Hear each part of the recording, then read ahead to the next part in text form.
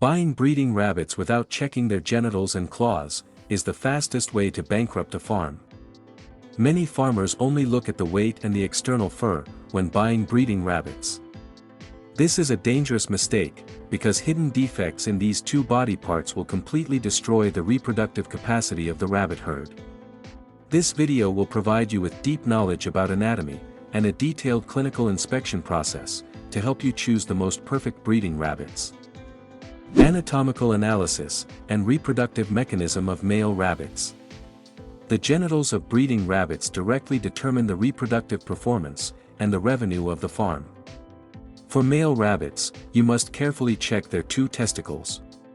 The testicles of a healthy male rabbit must be equal in size, clearly visible, firm to the touch, and free of tumors. The physiological mechanism of male rabbits is very special, because their inguinal canal always remains open throughout their life. This means that male rabbits have the ability to retract their testicles back into the abdominal cavity, when they are stressed, or when the weather is too cold. Therefore, you need to check the rabbits in a quiet and warm space, so that their testicles can fully descend into the scrotal sac. If a male rabbit has retained testicles, or if the two testicles differ too much in size, its ability to produce sperm will be very poor, due to a faulty testicular temperature regulation mechanism. You also need to check the genitals, to detect rabbit syphilis. This disease is caused by the bacterium Treponema cuniculi, which manifests as ulcers, blisters, or reddish-brown scabs around the genitals and the anus. When this bacterium invades, it will destroy the structure of the prepuce, and cause extreme pain when the male rabbit ejaculates. If you accidentally buy a rabbit with syphilis, this disease will quickly spread to the entire female rabbit herd during mating, and it will paralyze the reproductive activities of the entire farm. Clinical inspection of the reproductive system of healthy female rabbits. For female rabbits, checking the genitals requires greater meticulousness to accurately evaluate the biological cycle.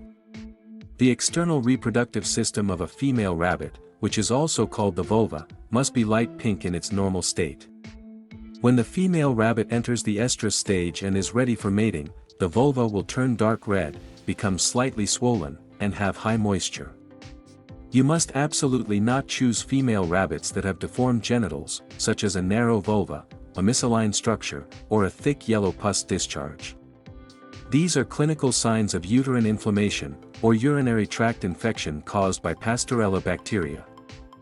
The infection mechanism of this bacterium will destroy the uterine lining, making it impossible for fertilized eggs to implant.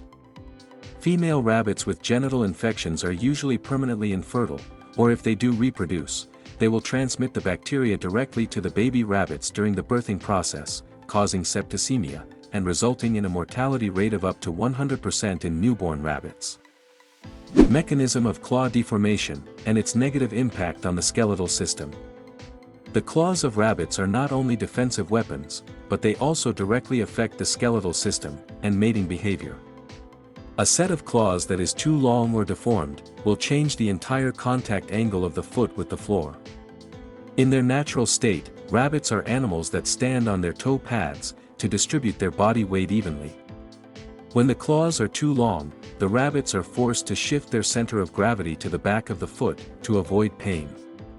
This mechanism causes mechanical pressure overload on the ankle joints, tearing the protective skin layer, and leading to severe sore Hawk's disease. When male rabbits experience foot pain due to long claws, they will lose their thrusting reflex, and they cannot stand on their two hind legs to perform successful mating behavior. For pregnant female rabbits, foot pain caused by damaged claws will trigger an extreme stress mechanism, which produces the hormone cortisol. This hormone suppresses the immune system, causing the female rabbits to reduce their food intake, leading to malnutrition, fetal resorption, or mass miscarriage. Infectious risks and parasitic diseases at the claws. In addition to mechanical problems, damaged claws are the gateway for dangerous pathogens to invade the rabbit body. Rabbit claws that are too long can easily break at the root, when they move on the wire mesh of the cage, creating open wounds. These wounds are an ideal environment for Staphylococcus aureus bacteria, to invade directly into the circulatory system. This bacterium travels to the joints, causing deep pus pockets, making the rabbits paralyzed, and completely destroying their breeding value. You also need to observe carefully, to detect mange disease caused by the parasite Notoedrus cati. These parasites burrow deep under the horny layer of the claws, eat skin cells, and secrete toxins.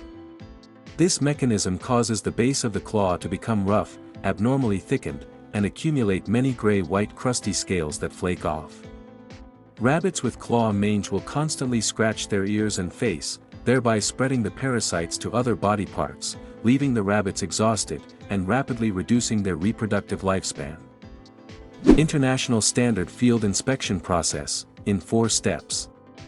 To inspect breeding rabbits accurately and safely, you need to follow a strict scientific process, consisting of 4 steps. The first step is to secure the rabbit safely, by using your dominant hand to firmly grasp the thick skin at the scruff of the neck, while your other hand tightly supports the rump, to bear the entire body weight, and minimize pressure on their spine. The second step is to gently flip the rabbit over, keeping its back close to your thigh, so that the rabbit feels supported and does not panic. The third step is to conduct the genital examination, by using your thumb and index finger to apply a moderate force to both sides of the pubic area, to push the genitals clearly outward. You must carefully observe the anatomical structure, the color of the mucous membrane, and the skin surface, to ensure there are no ulcers, no blisters, and no abnormal discharge. The fourth step is to check each toe of all 4 feet. You should gently press the flesh pad under the paw, so that the claws extend out completely. You need to count the full number of claws, measure the standard length of the claws, and carefully examine the skin around the claw base, for any signs of redness, ulceration, or mange crusts.